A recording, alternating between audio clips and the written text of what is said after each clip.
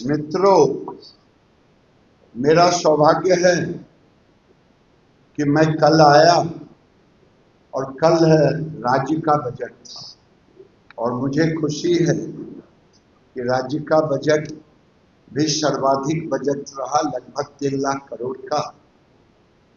लेकिन केंद्र ने जो राज्य के लिए काम किया है, मैं आपके सामने केंद्र की योजना और राज्य में कुछ प्रमुख हाईलाइटेड और फिर टेक्सटाइल मिनिस्टर होने के नाते राज्य में हम क्या करना चाहते हैं उसकी चर्चा भी आपके साथ करना चाहूंगा। अगर प्रिंट मीडिया के कुछ लोग हैं क्या? जो लोग हैं हाथ उठा देंगे, क्योंकि ये लोग तो आधा मिनट के साथ हैं। मित्रों, अच्छा, भारत के अंदर जो पूरे देश का बजट हुआ, आपको मालूम है कि हम 16 लाख करोड़ से शुरू किया था 2014 में और 2000 जो 25-26 का बजट हुआ वो 51 लाख करोड़ का, और 51 लाख करोड़ हुआ। ये बजट में उड़ीसा का क्या भागीदारी? वैसे तो ऑन द होल जो 12 लाख रुपए तक टैक्स फ्री हुआ, ये सारे लोग, कुछ सैलरी वाले, बिजनेस वाले, सारे लोगों के लिए है।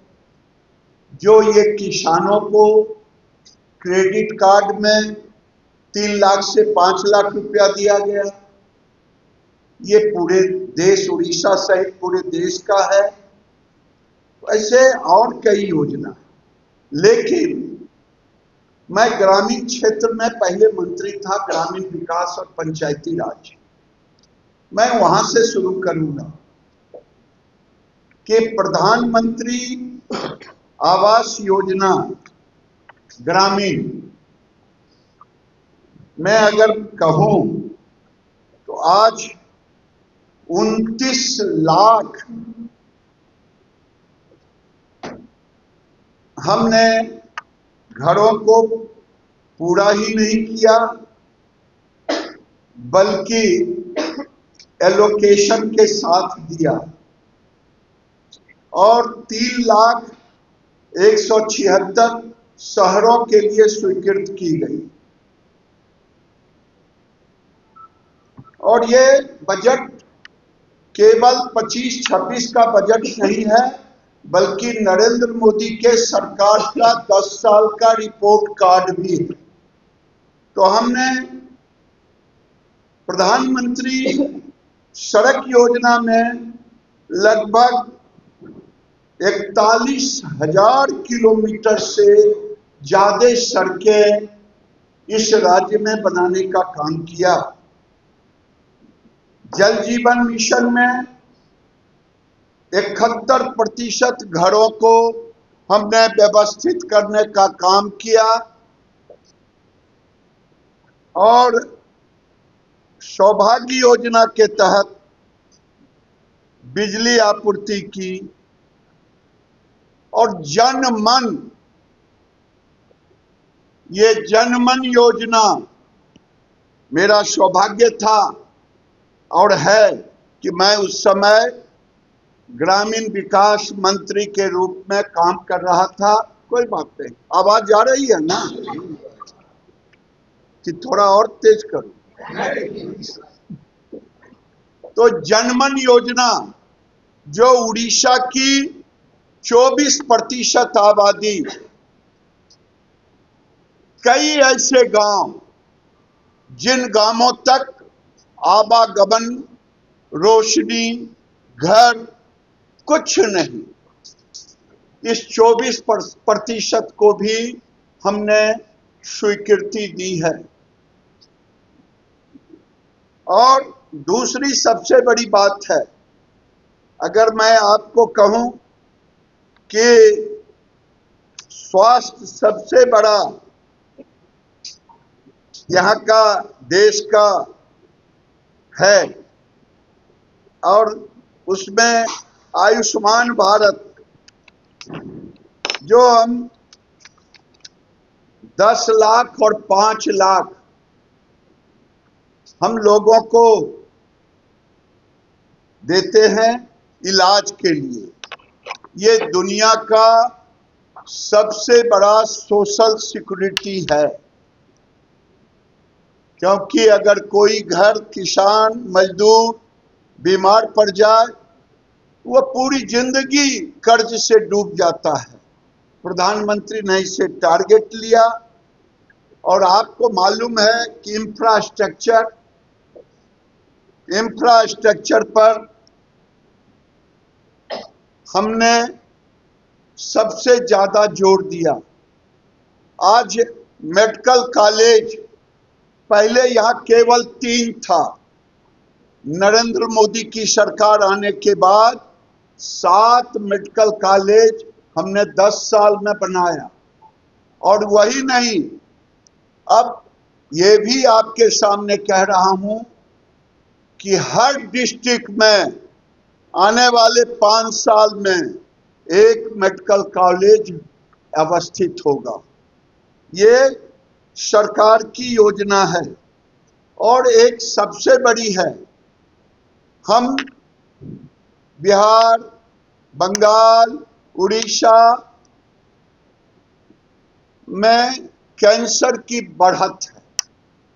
इसके लिए हर डिस्ट्रिक्ट में डे केयर सेंटर बनाने की योजना है। ये अपने आप में एक बहुत बड़ी बात आपके सामने रखना चाह रहा हूं कि हम कैंसर को भी टारगेट किया है। आप जानते हैं, रेलवे के इंफ्रास्ट्रक्चर में मैं कुछ नहीं कहूंगा कि 2009 से 14 तक था, केवल 838 करोड़ रुपया ही लागत लगी थी। लेकिन अभी 48 प्रोजेक्ट ऑनगोइंग हैं, जिसमें इन्वेस्टमेंट 73,723 करोड़। अब कहाँ 838 करोड़, ये कई 100 गुना अधिक। ये मोदी जी बताता है कि उड़ीसा के डबल इंजन के साथ कैसा है। केवल वही नहीं, इस साल 25-26 के बजट में 10,599 करोड़ रुपया देने का काम किया है। और उसके साथ 59 अमृत स्टेशन, जिसका 2,379 करोड़, 6 वंदे भारत ट्रेन, एक अमृत भारत, ये रेलवे के लिए काम किया है। और अगर मैं कहूं कि अगर एक सबसे बड़ा काम अगर हुआ है, वो है पेट्रोलियम में देश का सबसे बड़ा विस्तार का काम हो रहा है। और वो आने वाले दिन में हमारे लिए एक देश के लिए एक बहुत बड़ा, जहां पर पेट्रोकेमिकल्स की भी स्थापना होगी। तीसरा मैं कहूं, टूरिज्म, जिसको भारत सरकार ने भारत के कल्चर को, हेरिटेज कल्चर को अगर देखें तो उड़ीसा से ज्यादा हम कहीं नहीं, लेकिन उस हेरिटेज को हमने कभी टूरिज्म में नहीं लाया, और इसलिए इस बार हमने टूरिज्म को एक मिशन मोड में हम काम कर रहे हैं। चाहे हीराकुड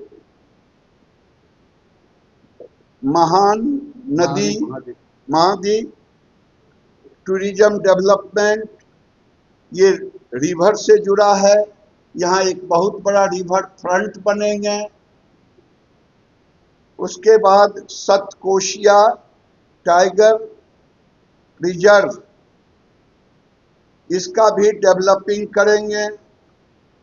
हजारों करोड़ का ये डेवलपमेंट का ये मॉडल है।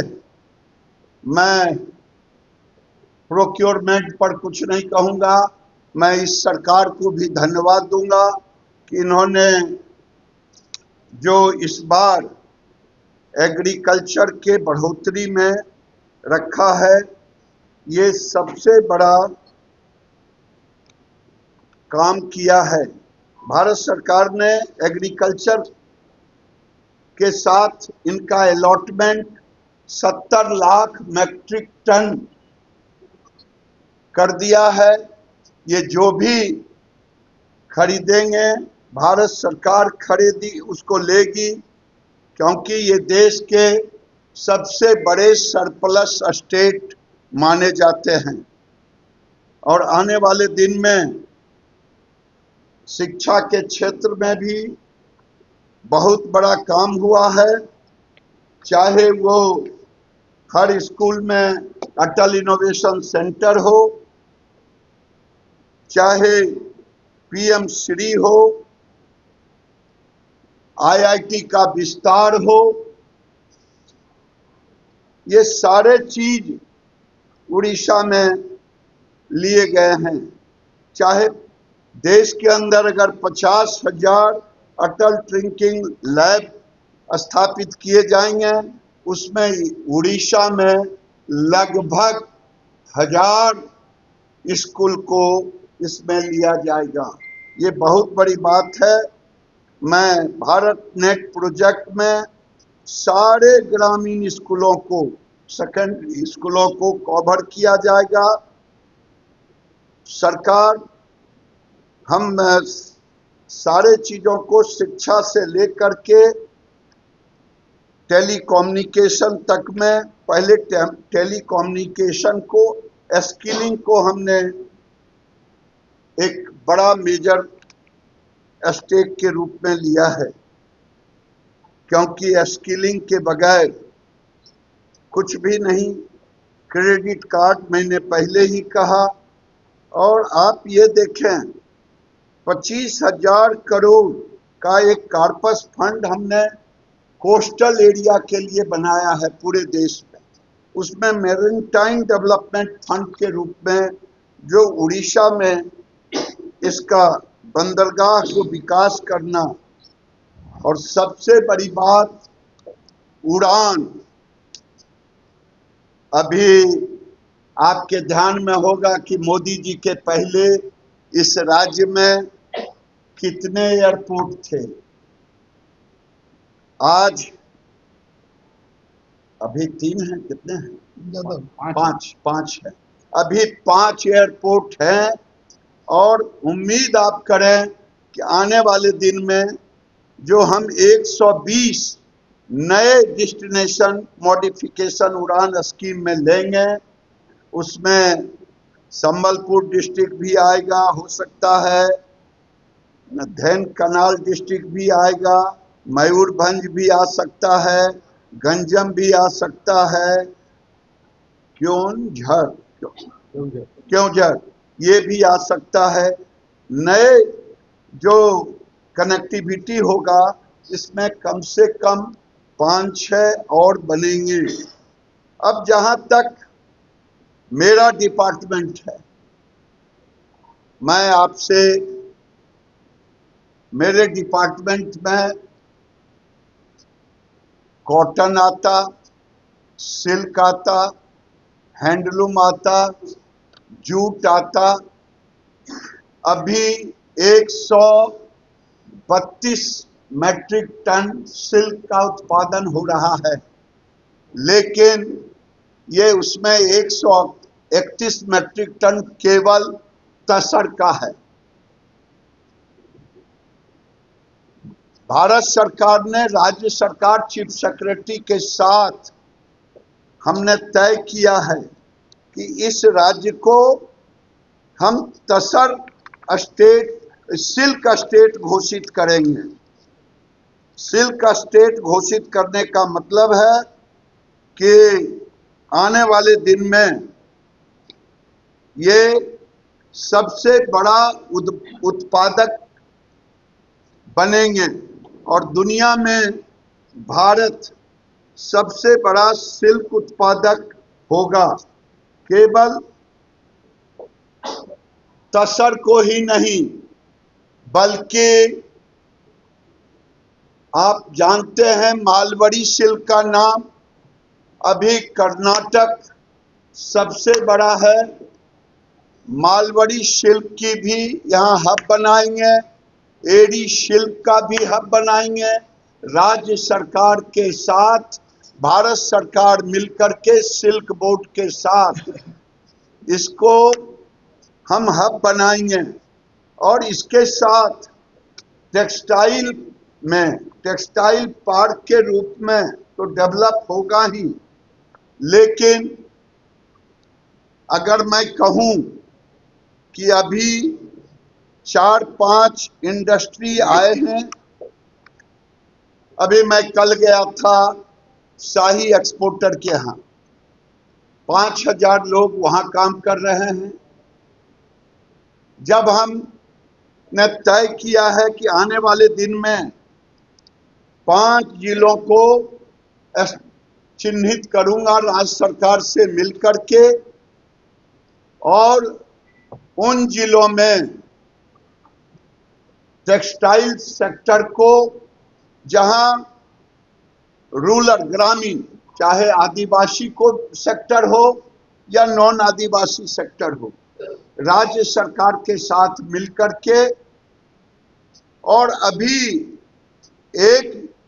5 साल में 30 जिले में 29 जिले सिल्क और हैंडीक्राफ्ट से जुटे हैं और यहाँ 3.5 लाख आर्टिजन और वीवर हैं।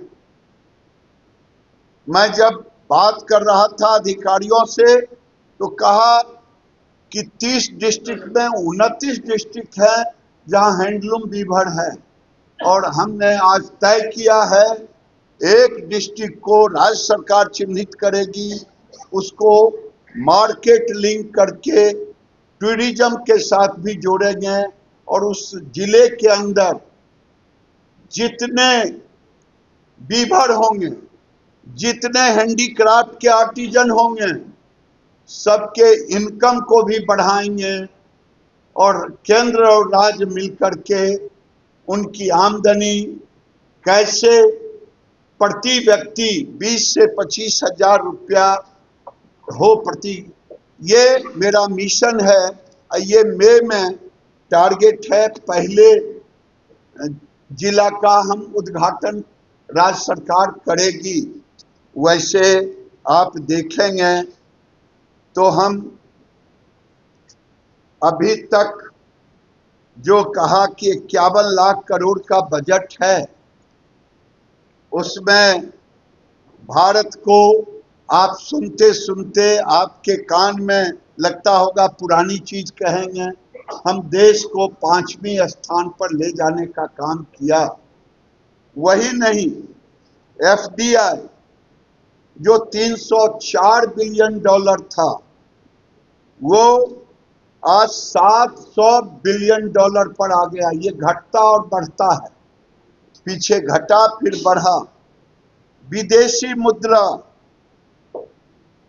$250 बिलियन से उठ करके $650 बिलियन पर है।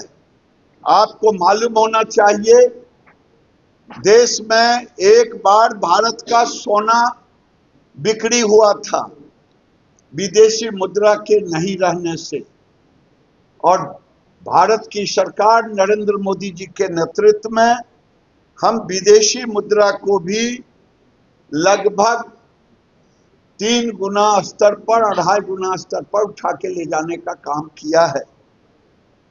एक्सपोर्ट, जो लोग कहते हैं कि मोदी जी, मैं कांग्रेस को कहना चाहता हूं, राहुल गांधी को, कि मोदी ने क्या किया।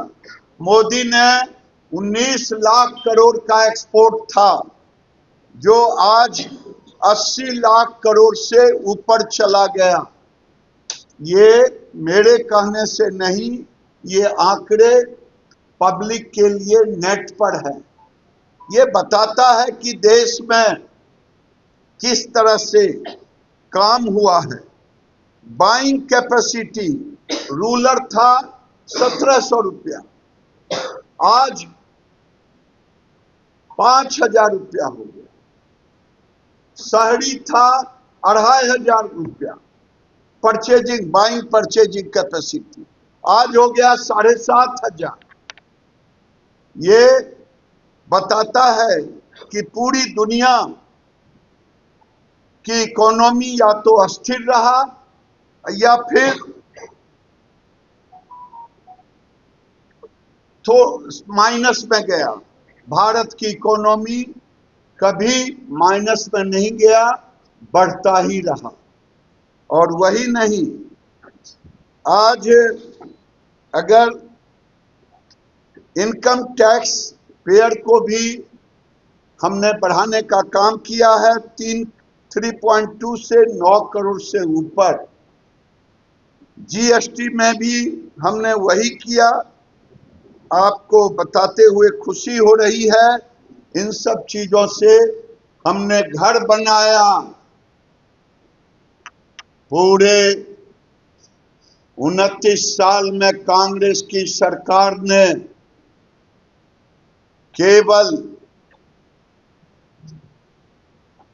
केवल घर बनाया 29 साल में 3 करोड़। मोदी जी ने घर बनाया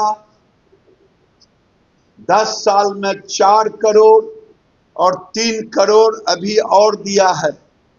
ये बताता है कि मोदी जी गरीबी उन्मूलन में, इसी कारण आज हमारी आबादी 25 से 30 करोड़ गरीबी रेखा से ऊपर लाने में आज तक कांग्रेस की सरकार गरीबी हटाओ का नारा दिया, लेकिन गरीबी उन्मूलन नहीं कर पाया।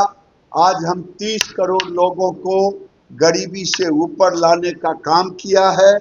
ये हमारे लिए, ऐसे तो हरि अनंत हरि कथा अनंता, मैं बहुत कुछ नहीं कहते हुए अपनी बात को बंद करूंगा, लेकिन जरूर कहूंगा, आज जन धन अकाउंट गरीबों का एक ताकत बन गया है।